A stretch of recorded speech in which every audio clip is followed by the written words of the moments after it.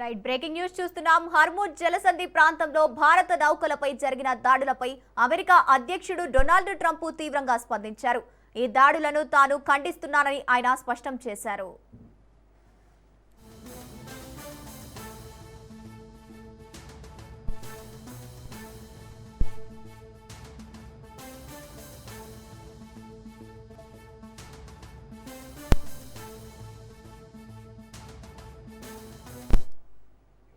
భారత నౌకలపై ఇరాన్ డ్రోన్లతో దాడులకు పాల్పడిందని ట్రంప్ ఆరోపించారు.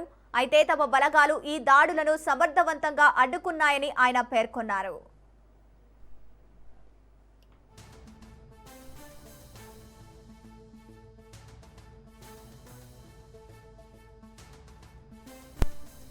అంతేకాకుండా భారత నౌకలపై జరిగిన దాడులను ఎట్టి పరిస్థితుల్లోనూ సమర్థించబోమని ట్రంప్ స్పష్టం చేశారు.